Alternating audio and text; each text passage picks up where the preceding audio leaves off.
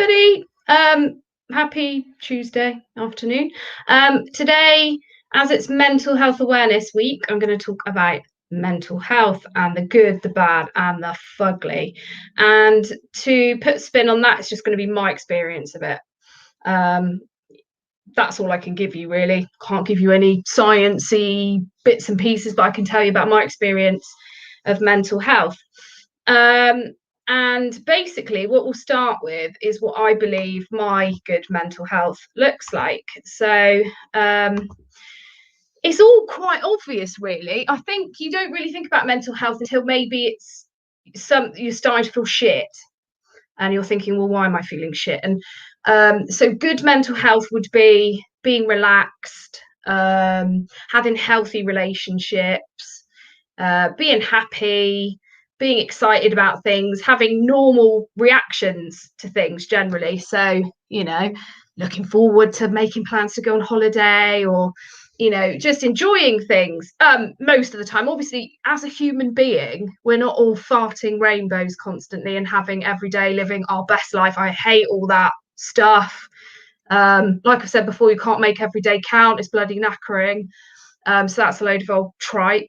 But in general, we all know you wouldn't think about mental health unless suddenly things started to go up shit's creek. So what does bad mental health look like, really? Well, I guess it's the flip side of what I've said is good, but you start to feel anxiety. Again, nothing that I really thought about until I had bad mental health. So my anxiety materialised in a really bizarre way, which was after my daughter Ali died when she was 8 days old.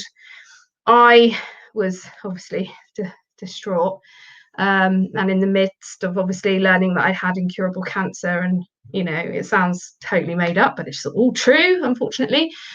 And I remember, I couldn't sleep. And I'd never had problems with that before. And what I was doing was I was lying awake and I was rubbing the webs of my fingers every night, sometimes until they were raw.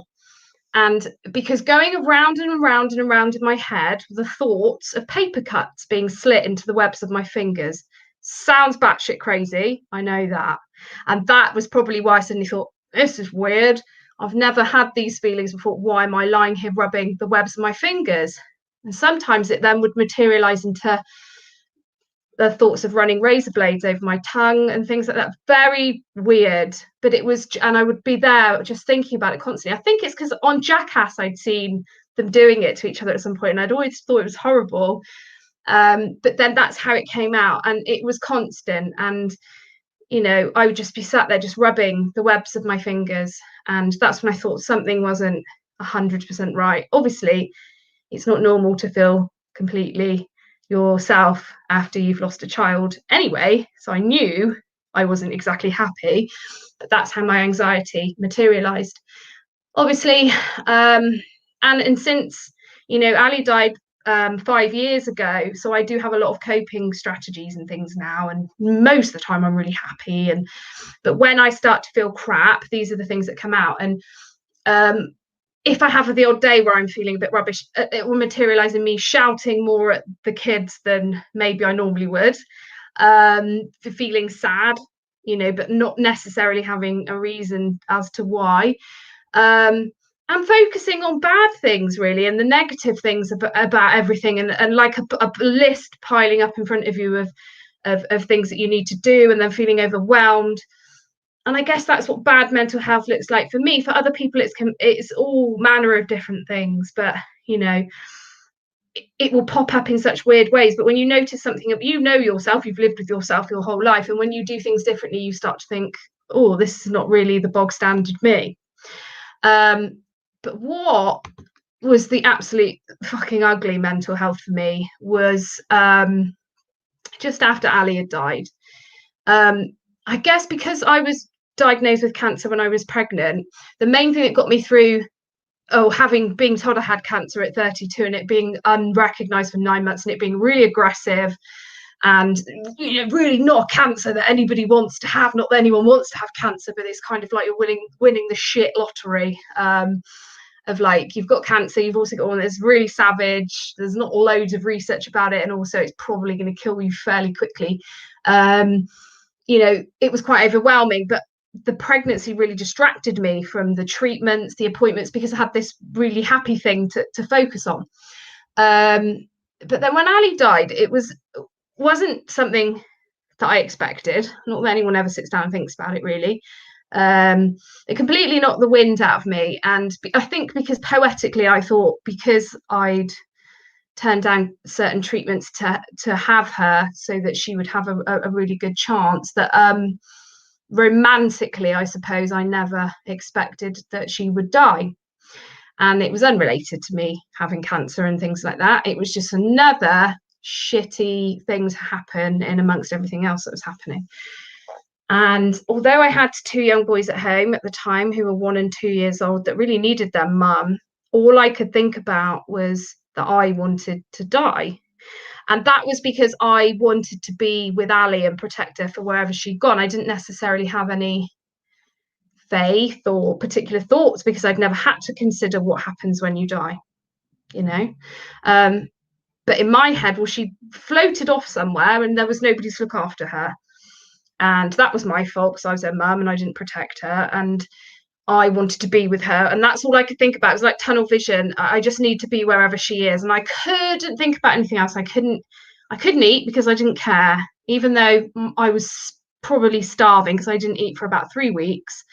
I managed to drink an awful lot of cider, but I just couldn't think about anything but wanting to die. You know, that's the honesty of it all. And that was obviously when my mental health was at its worst. But there is a difference that I've learned since, that between feeling you'll be better off if you were dead and wanting to die. There's a big difference in that. And I'm going to talk about that more at a later stage, but it basically is quite a difference in what it is that you want to do. And I learned that it wasn't that I wanted to be dead. I just thought things would be better off if I died, because the pain would be over. And that was what rock bottom really looked like for me. But how to keep good mental health? And the main thing for me was a lady called Trina Gazzard, who is a counsellor and hypnotherapist, got in touch with me and said, would you like to come along and see me? And I'm a very much, I will literally try anything person. And I thought, what harm can it do? And she really got me to learn all these different things and told me, it's quite normal to feel the way that you feel, but here's all the strategies, which I can't talk through all of them with you now because there are so many of them, and we'll do a different session on it, I think, at some point. But for me, what I've learned now is the main thing about how to deal with it is how to recognize if you're struggling, and everybody struggles. You don't have to go through the trauma that I've been through to struggle with your mental health.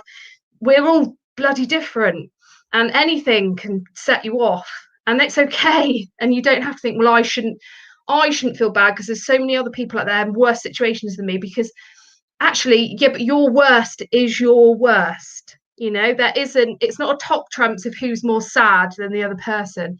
And that's an important thing to remember.